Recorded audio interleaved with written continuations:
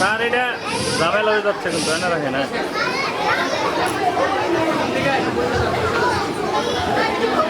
Start করো। হ্যাঁ okay start, সামনে আসো। তাড়াতাড়ি কর, ও একটু দাঁড়া। হয়ে গেছে এবার চল।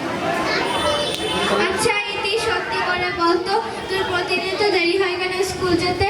তোকে আর কি বলবো বল, এই বয়সে যদি একটু সাজুগুজু না করি তাহলে কি বুড়ো বয়সে সাজুগুজু করবো? ওই দেখ ওখানে একটা মেয়ে দাঁড়িয়ে আছে, এই আধুনিক যুগে এসেও সে বেদিন যুগের মতো উপর থেকে নিচ পর্যন্ত ঢেকে আছে।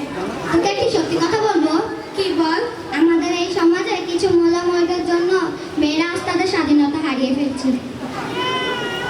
এক্সকিউজ মি, হ্যালো, এই যে শুনছেন? জি, আমাকে বলছেন? না, আপনাকে বলছি না তো, ভূতকে বলছি। তা আপনি ছাড়া এখানে আর কেউ কি আছে? দুঃখিত বোন, আসসালামু আলাইকুম। ওয়ালাইকুম আসসালাম। ওই পাশে যাও। এদিকে ঘুরো, এদিকে সামনে আসো, বলো। দুইজনে আচ্ছা বোন, তুমি যে এই গরমের মধ্যে বোরকা হিজাব পরে আছো, তোমার কি গরম লাগছে না? কষ্ট হচ্ছে না? না বোন, আমার কষ্ট হচ্ছে না। আমি ছোটবেলা থেকে পর্দা করা অভ্যাস, তাছাড়া আল্লাহর নির্দেশ পালন করতে কষ্ট কিসের? সত্যি বলছো বোন, কষ্ট হচ্ছে না? না বোন, কষ্ট হচ্ছে না। তাছাড়া আমি জাহান্নামের আগুনকে ভয় পাই।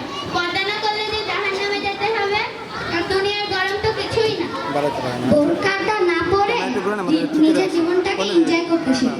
বোরকা খোলো, মডার্ন হও, পৃথিবীটাকে দেখো, সমাজে নিজেকে প্রতিষ্ঠিত করো। বোরকা পরে লাইফটাকে এনজয় করা যায় না বলতে আফসোস, আমাদের মতো হাজারো মুসলিম পর্দাকে হাতে নিচ্ছে এবং নিজেদের বিপদের কারণ নিজেরাই হচ্ছে। হ্যাঁ বলো। কি দরকার এমন এনজয়ের? এই মেয়ে, তুমি কিন্তু বেশি বকবক করছো। তোমার সমস্যা কি? আমার কোনো সমস্যা নেই, সমস্যা তো তোমাদের। এই ইসলামের সুন্দর সংস্কৃতি ছেড়ে তোমরা পাশ্চাত্য দেশের বেহায়াপনা এবং অপসংস্কৃতি নিয়ে পড়ে আছো। এসব বেহায়াপনা অপসংস্কৃতি তোমাদের ভালো লাগে, তাই না? আরে থাম না তোরা, নিজেদের মধ্যে ঝামেলা করে লাভ কি? আচ্ছা বোন, একটা কথা বলো তো, তুমি কি তোমার পরিবারের চাপে পড়ে পর্দা করো? আরে না বোন, কি বলো? পরিবারের চাপে পড়ে কেন পর্দা করবো? পর্দা সম্পর্কে মহান আল্লাহ তাআলা কি বলেছেন জানো?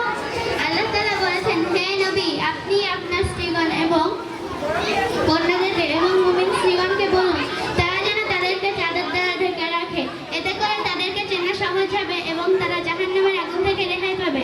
আল্লাহ তাআলা আরো বলেছেন, হে নারী, তোমরা জাহেলিয়া যুগের মতো সাজসজ্জা করে চলাফেরা করো না। ও মা, তুমি দেখি কত কিছু জানো। আমরা তো কোরআন হাদিস ও ইসলাম সম্পর্কে কিছুই জানি না। এই বোন দেখো, আমরা এখানে যতক্ষণ ধরে দাঁড়িয়ে কথা বলছি, ওই ছেলেগুলো আমাদের দিকে তাকিয়ে অসভ্যতামি করেই যাচ্ছে এবং কি নোংরা নোংরা কথা বলছে। ছি, দেখেছো বোন, এখানে আমরা তিনজন দাঁড়িয়ে আছি, কিন্তু ওই ছেলেগুলো শুধুমাত্র তোমাদের সাথে অসভ্যতামি করছে। কই, ওরা তো আমাদের সাথে কিছুই করছে না। এর কারণ কি জানো? এর কারণ শুধু পর্দা না করা। আসলে বোন, আমরা তো কাউকে কখনো আগে পর্দা করতে দেখিনি এবং আমাদের পরিবারেও কেউ পর্দা করেনি। টিভি জানলা রাখলে তেমন শিখতে পারে না, মেয়েরা পর্দা থাকলে তাদেরকে কেউ অপমান অপদস্থ করতে পারে না। তাই তো মহান আল্লাহ তাআলা নারীদের জন্য পর্দা ফরজ করেছেন। কি পর্দা